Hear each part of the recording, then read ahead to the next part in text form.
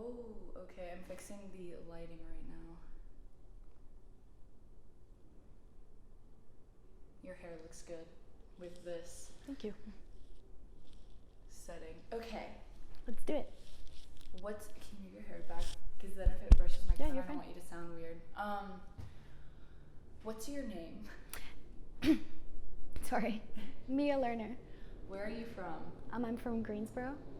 What is something that's really important to you? So something that's really important to me is my work with children of addicts. So my mother was an addict throughout my whole entire life.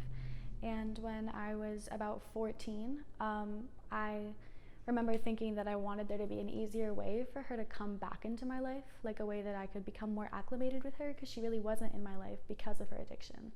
And through that process, I decided that there should be a program in the High Point Greensboro community, which is very big on recovery in the recovery community, that would help mothers and fathers reconnect with their children. So I started or helped start the Reunited Love Foundation, which basically connects mothers back to their children after they've been separated because of addiction.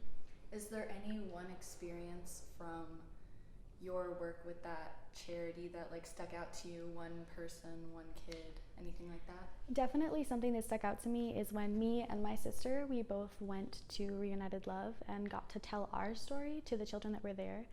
So I brought my sister along, and the thing that stuck out about me that was like so moving was that my mother was also there. So I got to talk about how like I came to terms with my mother's addiction with my mother, who'd then been sober for a couple of months, just sitting in the audience. And it was the first time that I'd felt like I'd really gotten to reconnect with her and share my side of the story, because all of my work is centered around the child who's often forgotten when it comes to addiction. How did your mom's addiction affect you and your sister's relationship? My sister's older, so she definitely took on the role of a mother. My mom left our family when I was about 7 or 8, and my sister was 11. So my sister learned how to cook, and she learned how to take care of me, and she learned how to walk me through all of the like things that like little girls are going through, like what bra to wear and stuff, and how to shave my legs. That was all like my sister taught me that.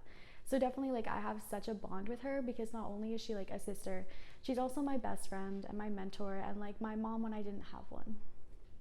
Are you guys still close today? She actually goes to Chapel Hill.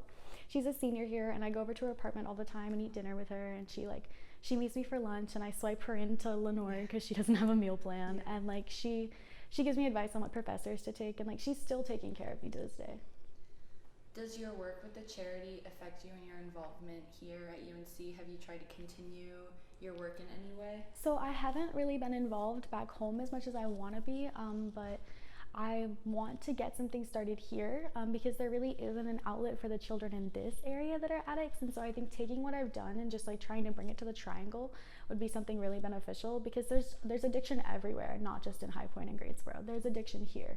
And there's also like a lot of students that struggle with addiction and have parents that struggle with addiction. So I think just having that conversation be more open in this area would be great. How do you think a parent's addiction affects a child who is going through like important life transformations, like going into high school and middle school and all that? I think when a parent is an addict, they take center stage in everyone's life, and so like that addiction can cause them to be the attention of the family. Like everything is about them, everything's about their addiction or their sobriety or their relapse or whatever's going on, and so a child is often forgotten. Their story becomes less important.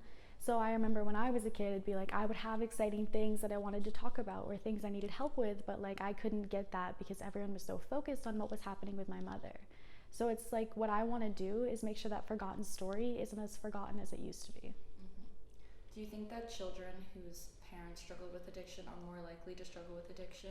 Genetically, for sure. There's a genetic disposition for it, and I also think that the emotional wreckage that having a parent with addiction can give a child makes them more predisposed to really go to substances as a way to find relief from those emotions.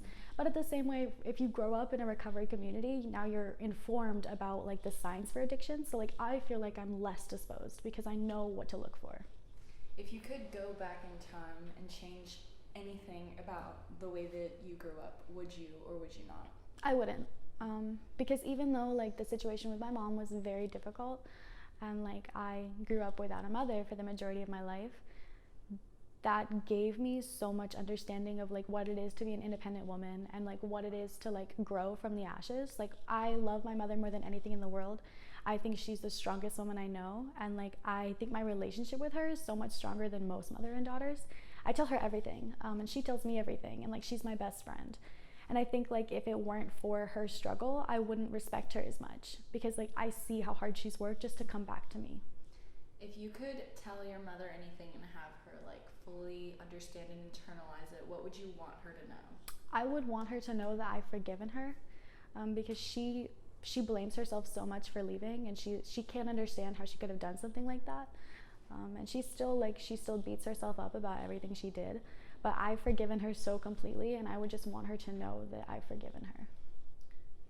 Thank you for sitting down with me and sharing your story today. Of course. This is the B-roll, but she wants to see the lighting being changed. Okay. I'm gonna start recording, mess around with the lighting. Video me like setting everything up.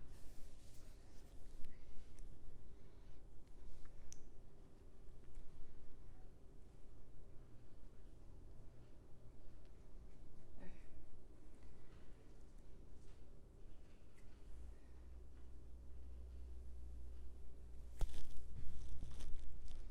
I'm gonna move this maybe a little bit so that you're in the intersection of these lines. Okay. Did your experience with your mom affect your college decision-making process at all? Not really. I had initially not wanted to stay in state. And then when I was just looking at all of my choices and like the best like economic choice for me, it just seemed like Chapel Hill was the way to go. And it's beneficial because I get to be in a community that I grew up in and around North Carolina, and also like close to my mom, who I obviously love.